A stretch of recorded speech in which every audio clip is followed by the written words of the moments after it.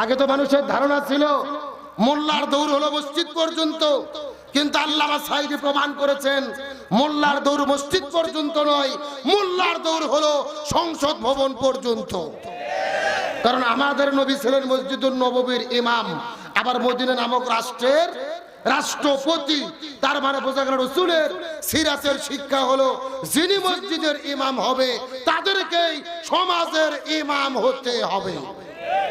এই বাংলাদেশে বর্তমানে জনপ্রিয় মুফাসসির আমাদের প্রিয় ভাই মুফতি আমির হামজা, তিনিও এমপি পদে নির্বাচন করে বিপুল ভোটে বিপুল ব্যবধানে তিনি এমপি নির্বাচিত হয়েছে, আলহামদুলিল্লাহ বলেন। আমরা আমির হামজা ভাইকে অভিনন্দন জানাই, তাকে শুভেচ্ছা জানাই। মুফতি আমির হামজা এবং বাংলাদেশ মাজলিসুল মুফাসসিরিনের কেন্দ্রীয় মহাসচিব রংপুরের কৃতি সন্তান অধ্যাপক নুরুল আমিন, তারা এমপি নির্বাচিত হয়েছে। আমরা বিশ্বাস করি আল্লামা সাঈদীর উত্তরসূরি হিসেবে তারা সংসদে গিয়ে কোরআনের কথা বলবে ইনশাআল্লাহ। এখন বলেন তালেবেরা সংসদে গেলে লাভ না ক্ষতি? আরো জোরে বলেন। মমতাজ যদি সংসদে যায় কোরআনের কথা বলবে না, গান বলবে, ফাইটা যাই বলবে। আর কোন আলেম যদি সংসদে যায় তারা গান বলবে না, তারা কোরআনের পক্ষে কথা বলবে, তারা মুসলমানদের পক্ষে কথা বলবে। আমির হামজা শপথ গ্রহণের আগে আজকে প্রশাসনকে ডেকে ঘোষণা করেছে আমার কুষ্টিয়াতে আমি সাদাবাজের বিরুদ্ধে জিরো টলারেন্স, আলহামদুলিল্লাহ বলেন। আমি সন্ত্রাসীদের বিরুদ্ধে জিরো টলারেন্স, আমি সাদাবাজি, ঘুষখোর, সুদখোর, সন্ত্রাসী সব কিছু রোধ করে দেব। একটা এমপি এলাকা থেকে যত অন্যায় বন্ধ করবে আমরা চাইলে সেমন বন্ধ করতে পারবো না। এই জন্য সমাজের পাওয়ার লাগে, ক্ষমতা লাগে। আমির হামজা বাঘের বাচ্চার মতো পরিচয় দিয়েছেন, অন্যায়ের বিরুদ্ধে, জুলুমের বিরুদ্ধে জিরো টলারেন্স ঘোষণা করেছেন।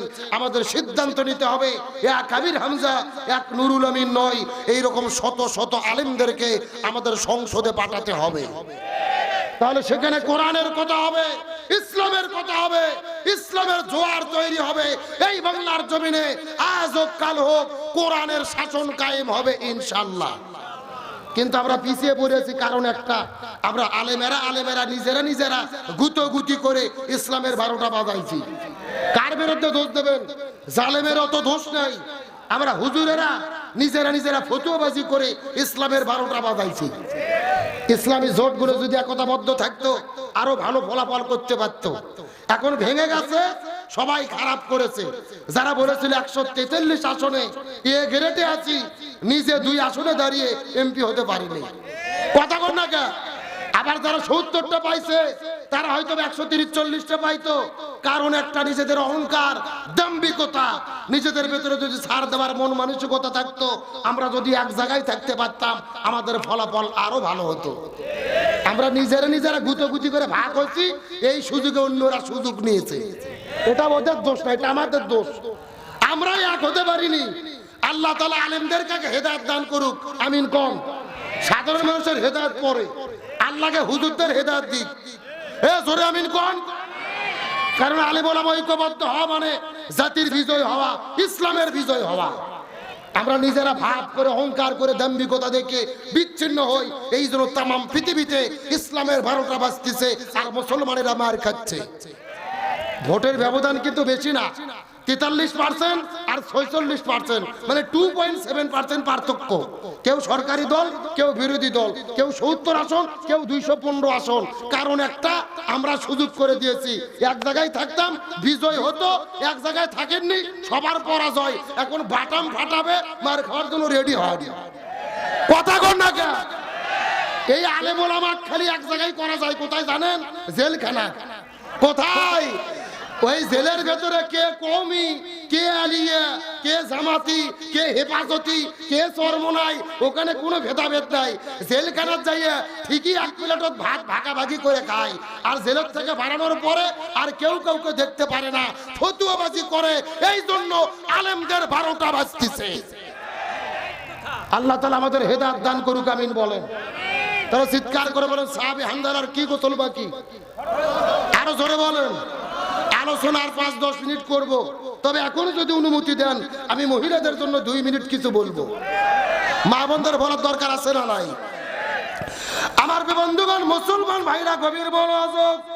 কোনো দিকে নজর নাই, কোনো দিকে তাকাতাকি নাই। শেষ কথাগুলো অন্তর দিয়ে ভালো করে বোঝার চেষ্টা করবেন। আমার নবীজি ওই মিরাজের রজনীতে সর্বপ্রথম চলে গেলেন জান্নাতের ভেতরে। ওই জান্নাতের মধ্যে যাবার পরে লক্ষ্য করে দেখে, ওই জান্নাতের মধ্যে লক্ষ্য করে দেখতে পারলেন ওই জান্নাতের ভেতরে শত শত মহিলাদেরকে দেখা যাইতেছে।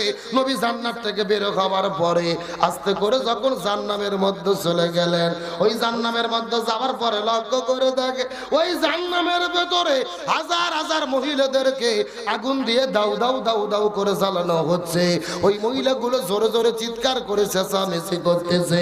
আর লক্ষ্য করে নবীজি দেখতে পারলেন এই মহিলাদের মাথার উপরে কিছু কাকগুলো বসে থেকে তাদের মাথার মগজগুলো ঠুকুরে ঠুকুরে ঠুকুরে খাচ্ছে। এই দৃশ্য দেখার পর নবীজির মনটা বড় খারাপ হয়ে গেল। জিবরাইলকে জিজ্ঞাসা করে বলেন, হে ভাই জিবরাইল, এই সমস্ত মহিলাগুলো কারা তোমার কাছে জানতে চাই। জিবরাইল ডাকতে বলে, ইয়া রাসূলুল্লাহ, এই মাত্র আল্লাহ তাআলা জানাইয়া দিয়েছে আপনার উম্মতের ভেতরে অধিকাংশ মহিলারা জাহান্নামে যাবে। অধিকাংশ মহিলাগুলো যাবে কোথায়? এই কথা শোনার পরে নবীজির মনটা বড় খারাপ হয়ে গেলেন। জিবরাইলকে জিজ্ঞাসা করলেন, হে ভাই জিবরাইল, অধিকাংশ মহিলারা কেন জাহান্নামের মধ্যে যাবে তোমার কাছে জানতে চাই। জিবরাইল ডাকতে বলে, ইয়া রাসূলুল্লাহ, অধিকাংশ মহিলাগুলো জাহান্নামের মধ্যে যাবে এর পেছনে অনেকগুলো কারণ রয়েছে।